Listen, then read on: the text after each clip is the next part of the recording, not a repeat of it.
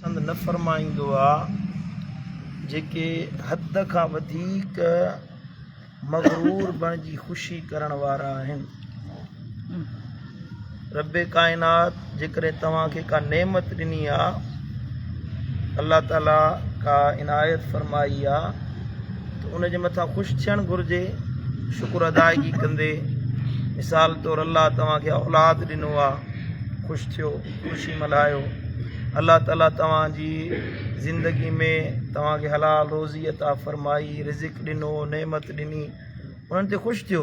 क़ुरान त ईअं थो फरमाए, अम्मा बिनिअमति रब्बिका फहद्दिस। जॾहिं अल्लाह तव्हांखे का नेमत अता फरमाए त उन नेमत जो तज़किरो करे ॿुधायो, ज़िक्र करे ॿुधायो। उन नेमत जो ॿियनि खे बि तज़किरो करे ॿुधायो त अल्लाह ताला मुंहिंजे मथां हीअ नेमत फरमाई आहे।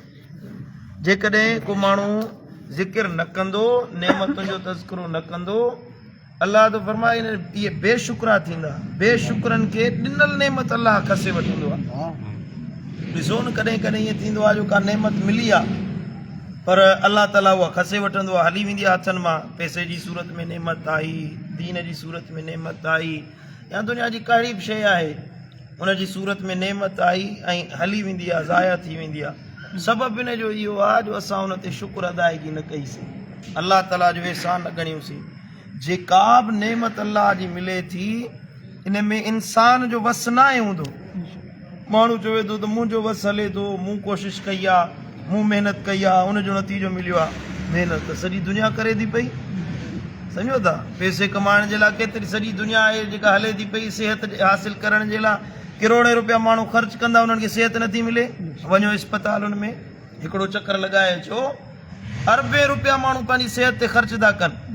हज़रत साईं क़िबला आलम खे हिकिड़ो दफ़ो कराची जी इस्पताल में वठी विया त साईं हिन खे वेंटिलेटर ते रखियो अथनि ऐं चयो अथनि जेसीं इहो मशीन ते आहे तेसीं हिन जो साहु हलंदो। इहो मशीन तां लाहींदा साहु ख़तमु थी वेंदा। हिकिड़े कलाक जा 30,000 रुपया ॾींदा आहियूं। 30,000 रुपया, इहा अॼु खां तक़रीबन 10-12 साल अॻु में जी ॻाल्हि आहे। हाणे त अलाए किथे वञी रेट पहुतो हूंदो। 30,000 रुपया हिकिड़े कलाक जा।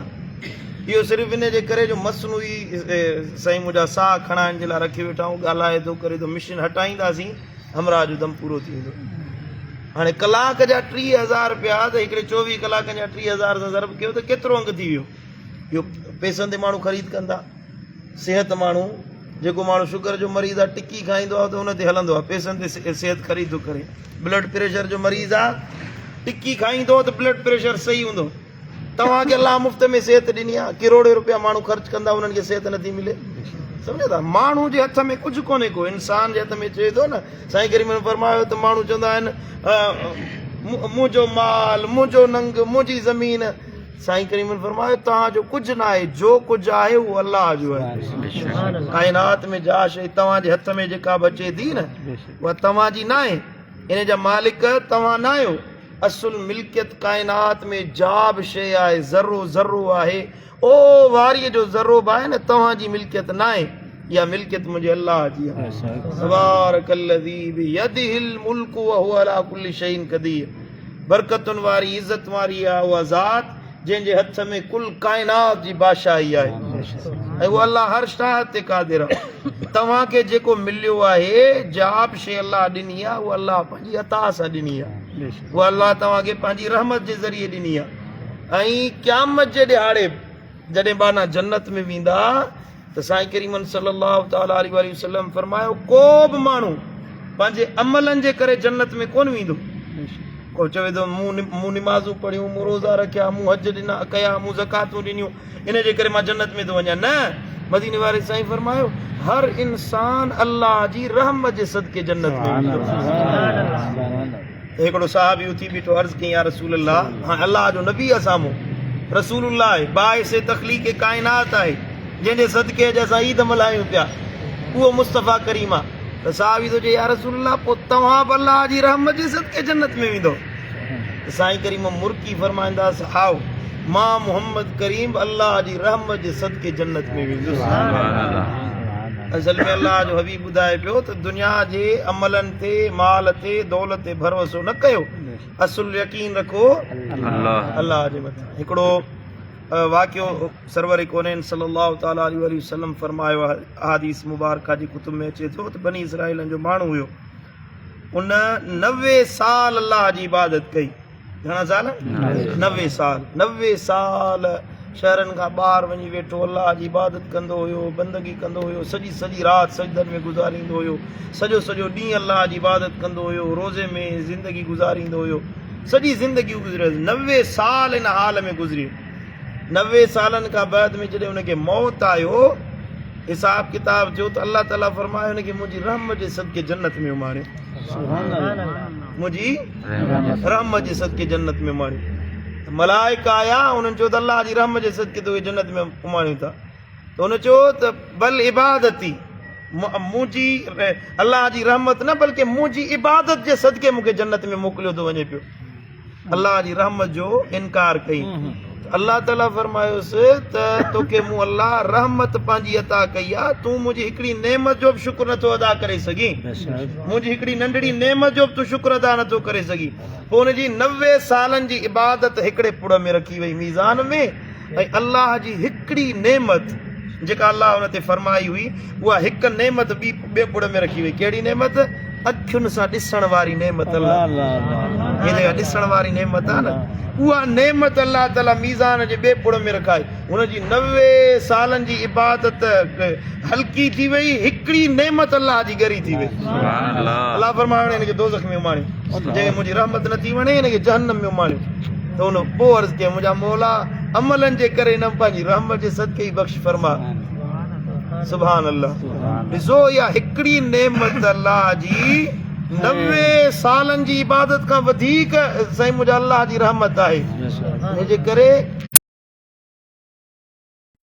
जेका बि नेमत मिली आहे त उनजे मथां गुरूर करणु, तकब्बुर करणु, उनजे मथां हठ करणु, वॾाई करणु, ईअं भाइण त मुंहिंजो माल, मुंहिंजी मिल्कियत, हर शइ मुंहिंजी आहे, हर शइ मुंहिंजे हथ में आहे। न, तव्हांजो कुझु बि न आहे। इन जे करे अल्लाह जे क़ुर फरमायो आहे त अल्लाह ताला ईअं गुरूर कंदे ख़ुशी करण वारनि खे पसंदि न फरमाईंदो आहे। अल्लाह हर शइ जी हिकिड़ी हद मुक़ररु कई आहे। ईद जो ॾियारो आहे न, ईद जे ॾियारे बि ख़ुशी एतिरी कयो जेका दीन सेखारी आहे। शादी करायो बच्चनि जी, पंहिंजी शादी कयो त एतिरी ख़ुशी कयो जेका दीन सेखारी आहे। हद खां न टपो। अल्लाह ताला हद खां टपण वारनि खे पसंदि न फरमाईंदो आहे। जेका शरीयत, जेका दीन, जेका मदीने वारे साईं जे फरमान शरीयत हद मुक़ररु कई आहे, उन मुताबिक़ तव्हां ख़ुशी मल्हायो, ग़म मल्हायो, उन मुताबिक़ ज़िंदगी गुज़ारियो। अल्लाह तव्हांजी ज़िंदगी खे हर लम्हे रहमतुनि सां भरे छॾींदो। असां जॾहिं हद खां टपंदा आहियूं न, अल्लाह जी हदुनि खे टोड़े अॻियां टपंदा आहियूं त मुसीबत ईंदी आहे। सम्झो था? मिसाल तौरु माण्हू कंहिंजी बच्चे जी शादी थो कराए, मुस्लमानी आसानी निकाह करायो, साईं मुंहिंजा हक़ महर अदा कयो, ईजाब क़बूल थियो, खारकूं विरायो, निकाह थी वियो। हाणे साईं हुन खां हद खां टपी वियो, ॻाइणा घुराई, कर्ज़ वरितई, वॾो भत कयां, माइट बचनि, फिलाणो अचे, वॾियूं दावतूं कयूं। बाबा हिकिड़ो ताम ठाहींदासीं, माण्हू छा चवंदा?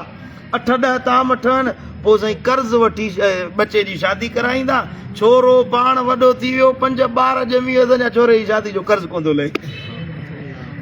सम्झो था? शरीयत खे छॾे जेको इहो गैर शरई रीतुनि, रस्मुनि ऐं तरीक़नि ते हलंदो न, कॾहिं ख़ुशी माण्हू न माणींदो, कॾहिं सुकून न लहंदो, कॾहिं हुनखे फ़रहत न मिलंदी।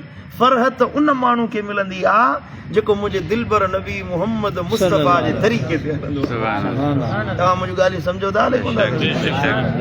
दोस्तो, हिकिड़ो त शुक्रगुज़ार थियो, जेका बि नेमत मिले उन ते शुक्र कयो। पहिरें अव्वल दर्जे में, ॿिया कम बाद में कयो, अव्वल अल्लाह जो शुक्र अदा कयो। मानी खाओ तॾहिं शुक्र अदा कयो, पाणी पियो त शुक्र अदा कयो, साईं मुंहिंजा सुबुह जो निंड मां उथो त शुक्र अदा कयो, जेकॾहिं सुम्हो तॾहिं शुक्र अदा कयो। ऐं ॿियो कमु इहो करिणो आहे जो उन नेमतुनि ते गुरूर न आहे करिणो, तकब्बुर न आहे करिणो।